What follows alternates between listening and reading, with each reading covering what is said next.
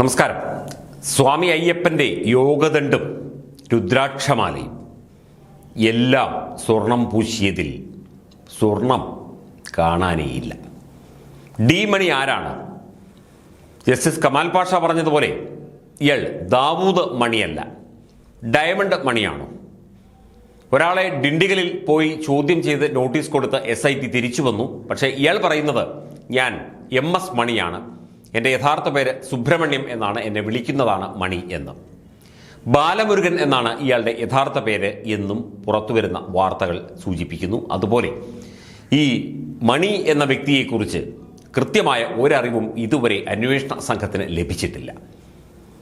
D മണി എന്ന് പറയുന്ന ഒരു രത്നവ്യാപാരി, പുരാവസ്തു കള്ളക്കടത്തുകാരനും വ്യാപാരിയും ഉണ്ട് എന്ന് പറയപ്പെടുന്നു. പക്ഷേ ഇപ്പോൾ SIT ചോദ്യം ചെയ്ത ഈ വ്യക്തി അയാൾ തന്നെയാണോ എന്നതിനെക്കുറിച്ച് ഒരു അറിവുമില്ല.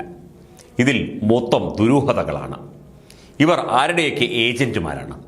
ശബരിമലയിലെ സ്വർണം, ശബരിമലയിലെ പഞ്ചലോഹ വിഗ്രഹങ്ങൾ, യോഗദണ്ഡിലെ സ്വർണം, രുദ്രാക്ഷമാലയിലെ സ്വർണം, ഇതൊക്കെ എങ്ങോട്ടാണ് അടിച്ചുമാറ്റി കൊണ്ടുപോയത്? ആരാണ് ഇതിന് പിന്നിൽ പ്രവർത്തിച്ചത് എന്നതിനെക്കുറിച്ച് കൃത്യമായ ഒരു വിവരം ഇതുവരെ SITക്ക് ലഭിച്ചിട്ടില്ല എന്നതാണ് യാഥാർത്ഥ്യം. ഇതിലേക്കാണ് ED അന്വേഷണവും CBI അന്വേഷണവും കടന്നു വരുന്നത്. തീർച്ചയായിട്ടും CBI അന്വേഷണം തന്നെ വേണം. ഇതൊരു അന്താരാഷ്ട്ര പുരാവസ്തു കള്ളക്കടത്ത് മാഫിയയാണ്. സോണിയാഗാന്ധിക്ക് ബന്ധമുണ്ടോ? പിണറായി വിജയന് ബന്ധമുണ്ടോ? അല്ലെങ്കിൽ മറ്റ് CPMനെയും കോൺഗ്രസിൻ്റെയും നേതാക്കൾക്ക് ബന്ധമുണ്ടോ എന്നത് തീർച്ചയായിട്ടും അന്വേഷിക്കേണ്ട വിഷയം തന്നെയാണ്. പക്ഷേ ഇത് കോടികളുടെ, ഏതാണ്ട് 500 കോടിക്കടുത്തുള്ള സ്വർണ്ണക്കൊള്ളയാണ് എന്ന് പറയപ്പെടുന്നു. കൃത്യമായ സ്ഥിരീകരണമില്ല.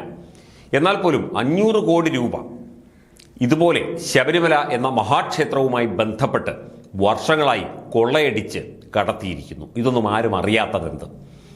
ഇതിൽ ദേവസ്വം ബോർഡിനും ദേവസ്വം ബോർഡ് അംഗങ്ങൾക്കും ദേവസ്വം ബോർഡ് മുൻ പ്രസിഡന്റുമാർക്കും ഒക്കെ തന്നെ വ്യക്തമായ ധാരണയുണ്ട്, പങ്കുണ്ട്. തന്ത്രിമാർക്ക്, മേൽശാന്തിമാർക്ക് ഒക്കെ തന്നെ ഇതിനെക്കുറിച്ച് അറിവുള്ളതായിരിക്കണം. ഡി മണി എങ്ങനെ ശബരിമലയിൽ എത്തി? ഇയാൾ ശബരിമലയിൽ മാത്രമല്ല, ശ്രീ പത്മനാഭസ്വാമി ക്ഷേത്രത്തിൽ, തിരുവനന്തപുരത്ത് ശ്രീ പത്മനാഭസ്വാമി ക്ഷേത്രത്തിലും അവിടുത്തെ പുരാവസ്തുക്കളുമായി ബന്ധപ്പെട്ട് പലരുമായും, അവിടുത്തെ ചില സ്റ്റാഫ് അംഗങ്ങളുമായിട്ടും, അവിടെ കൊട്ടാരത്തിലും ക്ഷേത്രത്തിലും അടക്കം വലിയ തോതിലുള്ള സ്ഥാനങ്ങൾ വഹിക്കുന്നവരുമായിട്ടും ചില രാഷ്ട്രീയ നേതാക്കളുമായിട്ടും ചർച്ച നടത്തി എന്നുള്ള വാർത്ത കഴിഞ്ഞ ദിവസം റിപ്പോർട്ട് ചെയ്തിരുന്നു. മാതൃഭൂമിയാണ് അത് റിപ്പോർട്ട് ചെയ്തത്.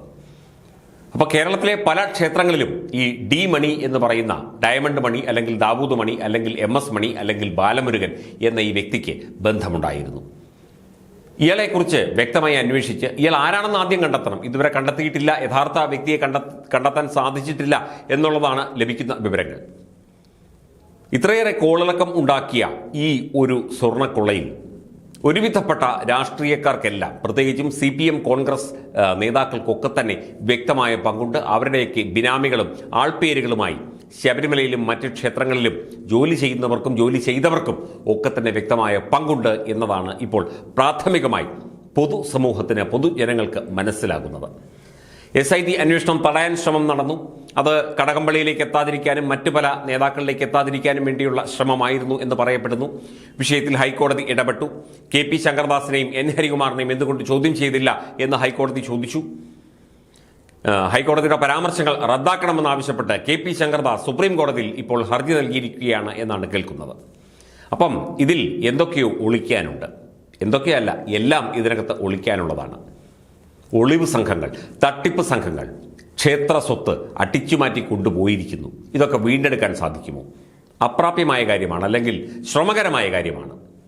എന്തായാലും അയ്യപ്പനെ വെച്ചുകൊണ്ടുള്ള കൊള്ള വലിയ തോതിൽ ഇപ്പോൾ ഈ സർക്കാരിനും CPMനും കോൺഗ്രസിനും ഒക്കെ എതിരെയുള്ള ഒരു ജനവികാരമായി മാറിക്കഴിഞ്ഞിരിക്കുന്നു. ഇത് എത്രത്തോളം ഈ അന്വേഷണം എവിടം വരെ എത്തും എന്നതിനെക്കുറിച്ചൊന്നും നമുക്കിപ്പോൾ വലിയ ധാരണയില്ല.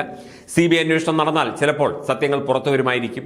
എന്നാലും ഈ പോയ സ്വർണം കണ്ടെടുക്കാനൊക്കെ തന്നെ വലിയ പ്രയാസമായിരിക്കും. ഡി മണി ആരാണ്? ഇയാളെ യഥാർത്ഥ രീതിയിൽ ചോദ്യം ചെയ്യുകയാണെങ്കിൽ കൂടുതൽ വിവരങ്ങൾ അറിയാൻ സാധിക്കും എന്നാണ് ഇപ്പോൾ പൊതുവെ നിയമവൃത്തങ്ങളിൽ നിന്ന് ലഭിക്കുന്ന സൂചന. പക്ഷേ യഥാർത്ഥ ഡി മണി ആരാണപ്പാ? നമുക്കാർക്കും അറിയില്ല. ബാലമുരുകനാണോ? സുബ്രഹ്മണ്യനാണോ? ഡയമണ്ട് മണിയാണോ?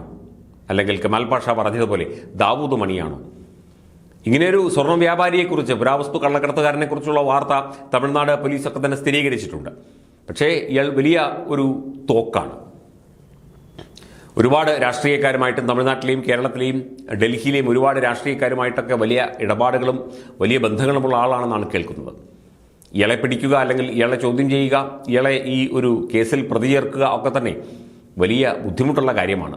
എങ്കിലും എല്ലാം ശുഭകരമായി നടക്കും. നല്ല രീതിയിൽ അന്വേഷണം മുമ്പോട്ട് പോകും. കുറ്റവാളികളെ തീർച്ചയായിട്ടും നിയമത്തിൻ്റെ മുന്നിൽ നിർത്തും എന്ന് നമുക്ക് വെറുതെ പ്രത്യാശിക്കാം.